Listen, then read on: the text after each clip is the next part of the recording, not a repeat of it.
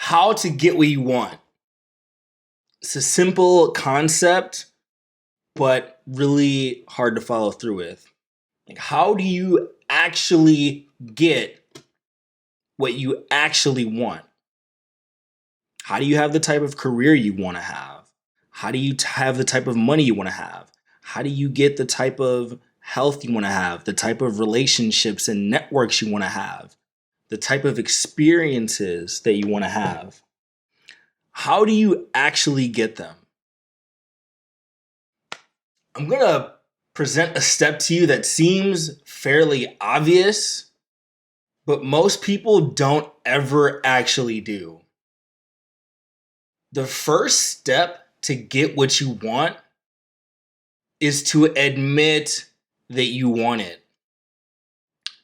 I don't know where along the line we got into this thing where everybody wants to have this fake gratitude, this fake contentment, this fake martyrdom, pretending like they don't want the things that they actually want.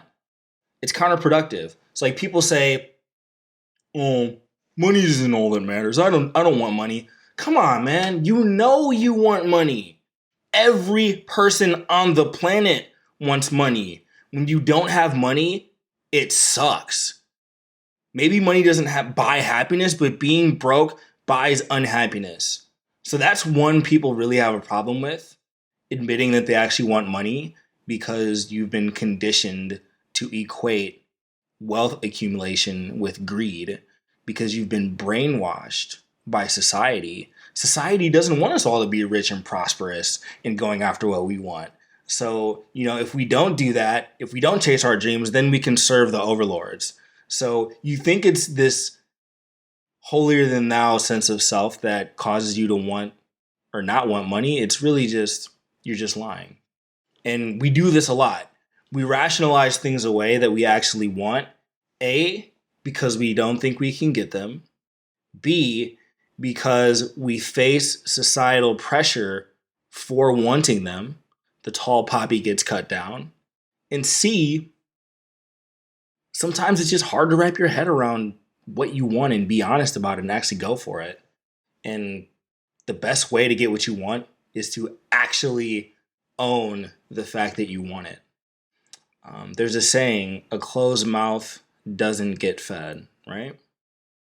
So you can't get what you want without asking for it. You can't get what you want without having an intention towards getting it. And you really aren't going to be able to get what you want until you stopped being ashamed about going for it, right? So for myself personally, at the beginning I was like, I kind of want to be a writer. It would be fun. Then that happened. And I was like, I kind of want to own a little business. That'd be fun. So I have little kind of hobby sort of businesses.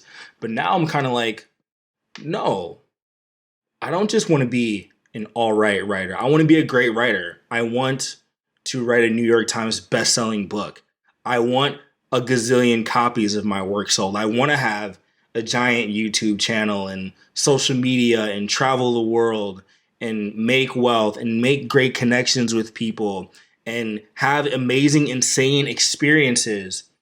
And I feel like I can do that from a core sense of self that is rooted in gratitude, because I am being honest about what I want. And at the same time, I can be grateful for what I have. See, those two things aren't mutually exclusive.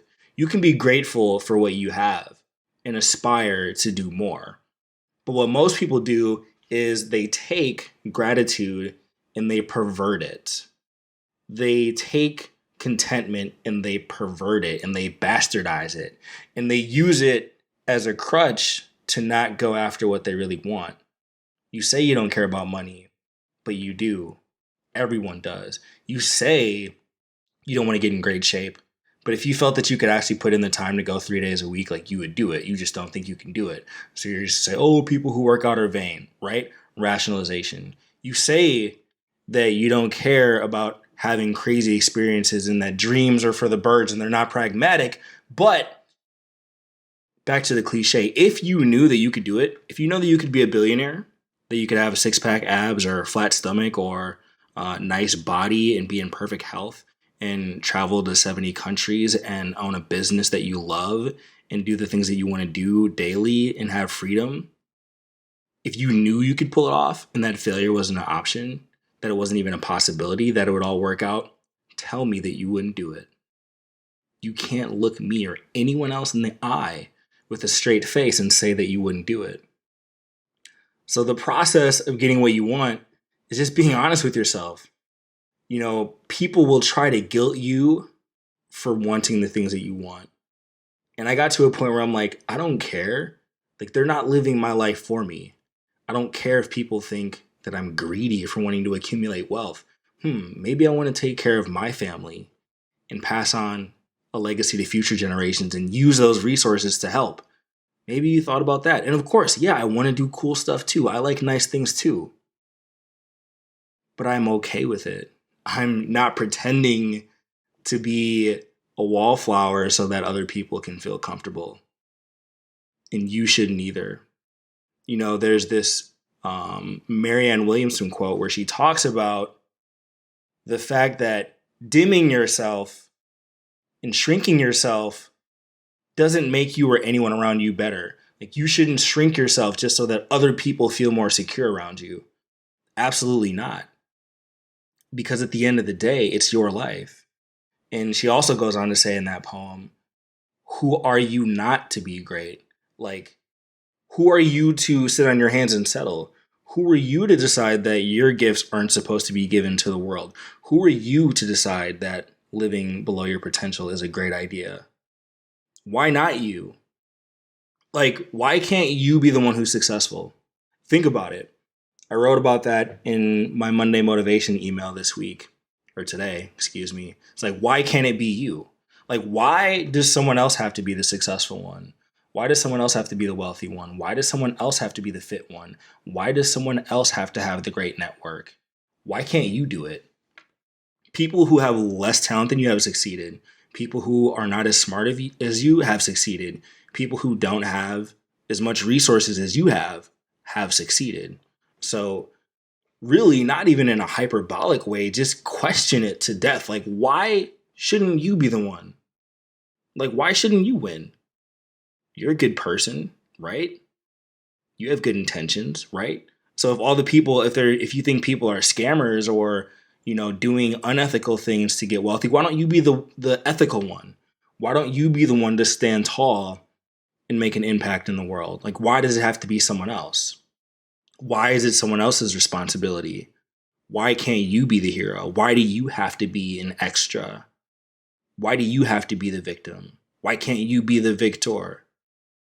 Like, genuinely think about that.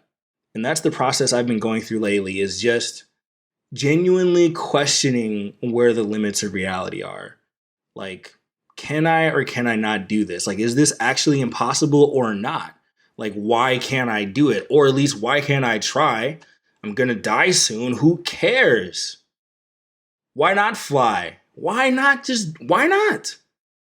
And there's really no good answer often to why not. All answers that people give are usually just rationalizations. And when you're making rationalizations, you can lie to yourself for a long time, but the truth will rear its head eventually. You know what you want. You're just scared to do it. You know what you want. You're just scared to stand tall and you're afraid of getting cut down. You know what you want, but you've twisted it in your head that shrinking and becoming some sort of martyr is virtuous. It's not. It's actually very weak and selfish when you think about it. Give yourself to the world. Get what you want and help people at the same time. Why not you?